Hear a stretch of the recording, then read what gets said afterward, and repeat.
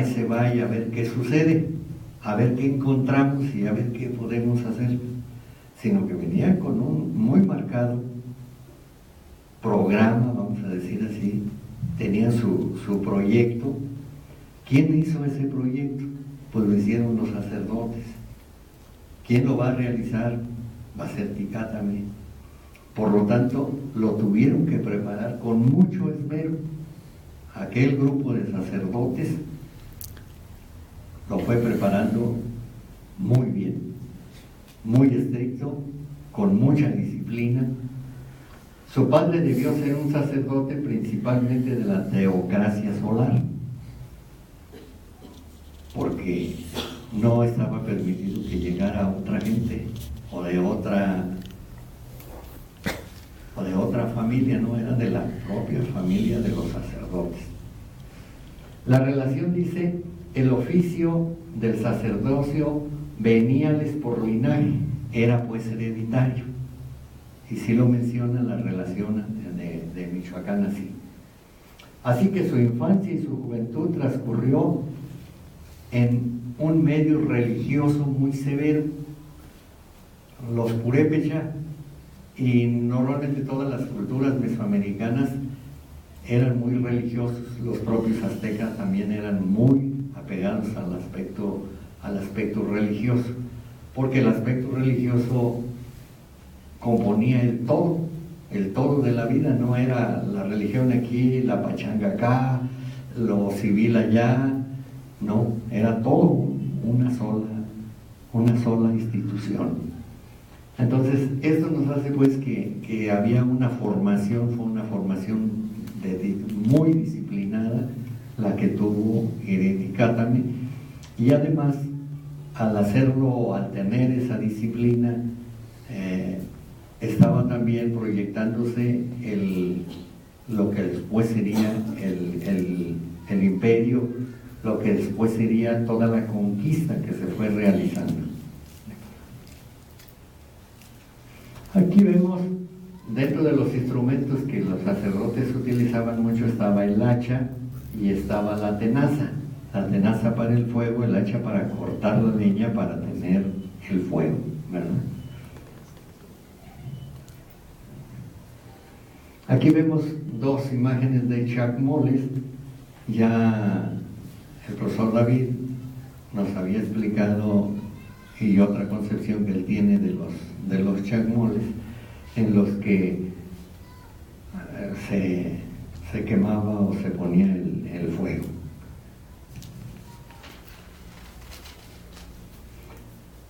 Adquirió las cualidades de autócrata, religioso, militar y civil para ser un gobernante excepcional que lograría, si toda la preparación ahora venía al campo de la acción, y para ponerlo en acción pues ya estaba preparado.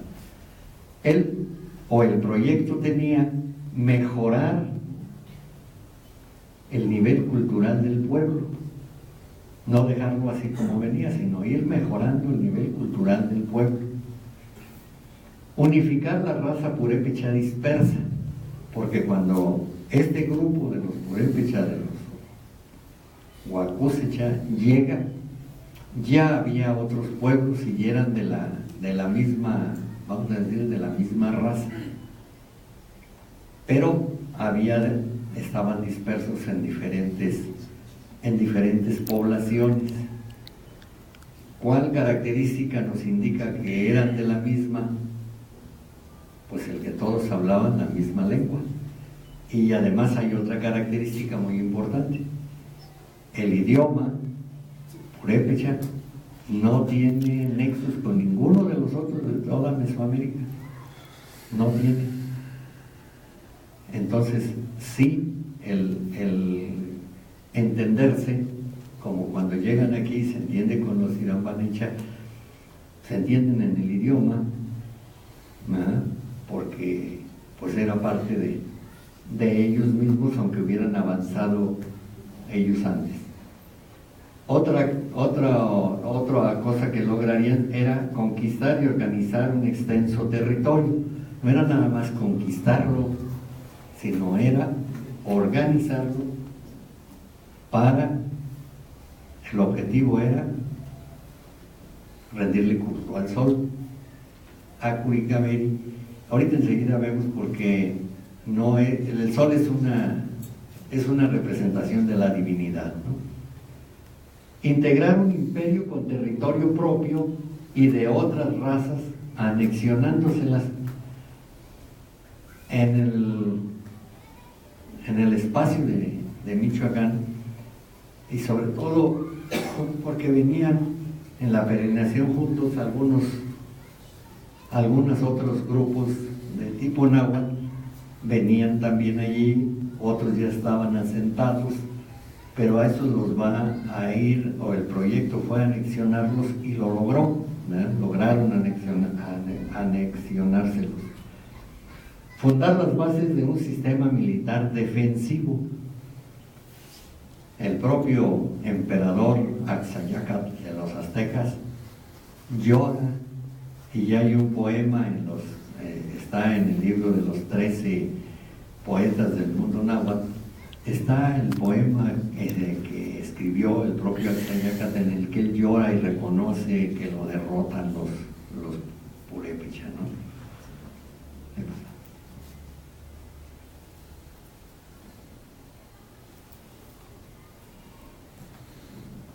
Bueno, aquí era un plano, un mapita, en el que nos está indicando dónde está Zacapuelo, en Uriguarapexo, dónde está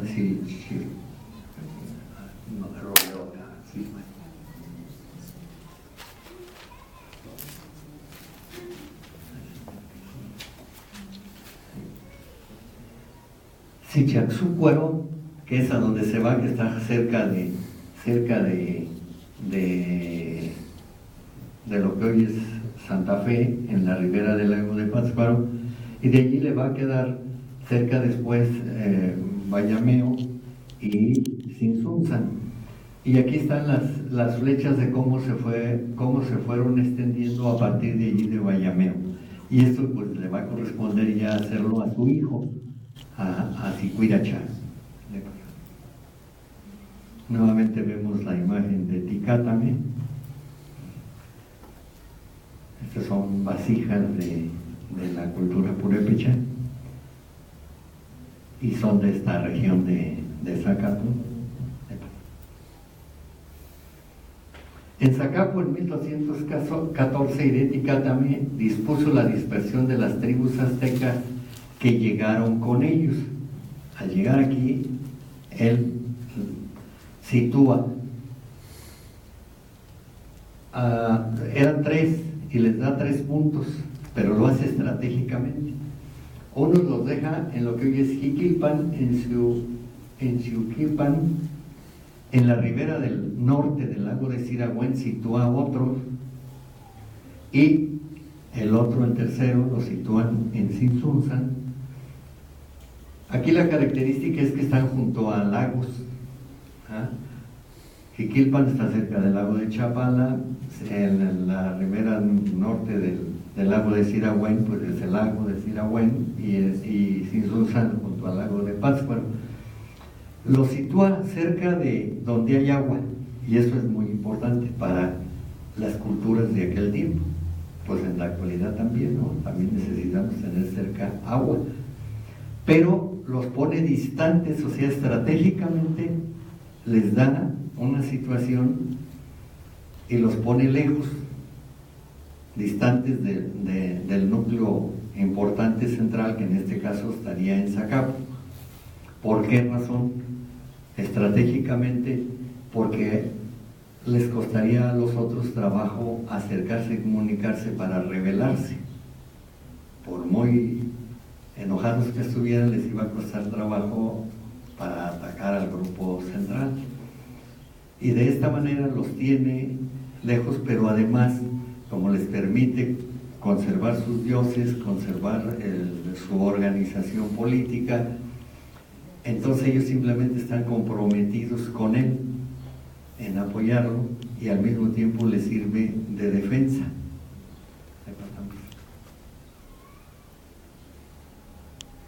La diplomacia que utiliza para la conquista, de la que mencionaba yo algo hace un momento, la podemos ver en lo que sucede aquí en Zacapu cuando llega. Él le dice a Sirán Camaro: mirad que muy altamente ha sido engendrado Curicabeyi, y con gran poder ha de conquistar la tierra. Si te tienes que someter, no le está diciendo te amenazo, aun cuando la amenaza esté presente, ¿verdad? Si se la está diciendo veladamente, se la está diciendo, diríamos, muy diplomáticamente: si no te sujetas, pues aquí traigo al ejército. Si no le dice, pues Curicabeyi es el que viene a gobernar aquí y está engendrado muy altamente. Si eres un dios que tiene jerarquía sobre los dioses que tú tienes. De allí, ¿qué es la respuesta que le da a Ireti Cátame Sirán Sirán? Él dice: aquí tenemos una hermana, llevádsela, y esta no la damos a Ireti Cátame, más a Curicabeyi, y a él le decimos lo que dijéramos a Ireti Cátame. Explicándonos esta frase, este párrafo, dice: aquí tenemos una hermana, es decir, vamos a emparentar, para no pelear, vamos a unirnos, vamos a ser de la misma familia. Llévensela, y no se la estamos dando a Ireti Cátame, se la estamos dando a Curicabeyi. Pero a él le decimos, a Curicabeyi le decimos lo que le estamos diciendo a Ireti Cátame. Enseguida luego vamos a ver qué se hizo, y yo quiero pensar que lo hicieron así como los aztecas rehicieron toda su historia. Aquí también nosotros vamos a tener que también se pensó en cómo asegurar la divinidad, o que el rey, que Ireti Cátame en este caso, que es donde comienza, pues es la representación también de Curicabeyi.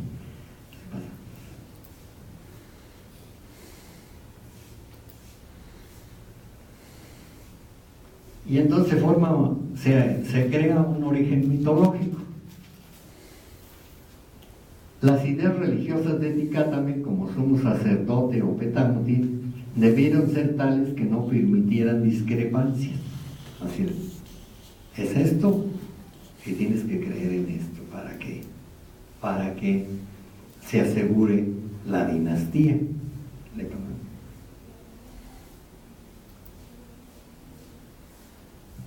Permite el ritual particular de cada pueblo que conquista.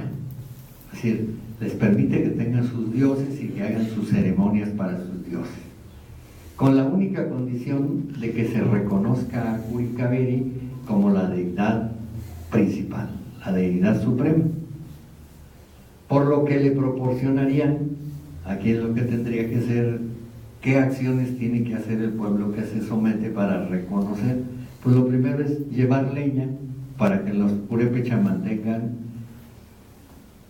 el fuego sagrado a través de unas formas tangibles de la divinidad, que la divinidad es fuego, gran fuego.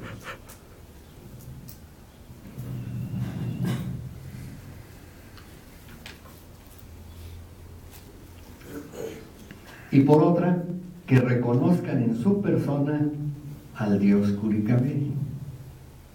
Y esto sí se va a mantener, y se va a mantener el Iré, el Cazonzi, como representación de la divinidad. Era el único que tenía determinados, tenía en primer lugar el poder absoluto, y en segundo tenía pues algunos privilegios, como por ejemplo las doncellas que estaban consagradas al sol, nadie las podía tocar, solamente él. Sí podía. En esta lámina, que es la lámina 41 de la relación, desgraciadamente no la observamos bien, pero aquí en el centro hay un águila y está el sol en la parte de arriba, a la derecha está el sol como la divinidad suprema, y de allí desciende un águila y se dice esa águila es la representación de Curicaví, esa águila grande. Pero esa águila grande que está allí trae cargada en la espalda un águila más chica, pero del mismo linaje, dice la relación, que nos está indicando que esta águila pequeña es Hereticátame, por lo tanto es del linaje de los dioses. Es del linaje de los dioses y hay que reconocerlo así. Va a ser la representación acá en la tierra de la divinidad.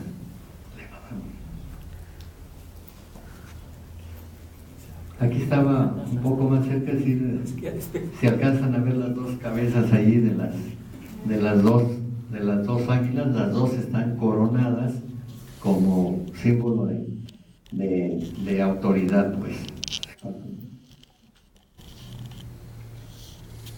Y aquí venía la palabra Huacú, tiene dos significados en la relación de Michoacán. En una la pone como la dignidad de Dios, la esencia. No hay algo material, sino es la esencia de la divinidad, está en el Huacús, o sea, en el águila. Y Huacúsecha, que es el plural, son las tribus principales además. Es decir, había toda vamos a decir, esta casta o esta tribu, este grupo, es el de los Huacúsecha, y esa es la principal, porque es la de, diríamos que esos son los águilas. Hay un pasaje en la relación cuando a Hereticátame lo atacan los Irambanecha y los de Cumachén, y lo atacan, llegan a atacarlo. Él se acuerda que es águila, aunque está solo, él se acuerda que es águila, dice la relación, y es cuando se defiende y toma el arco y las flechas y se defiende y les da pelea.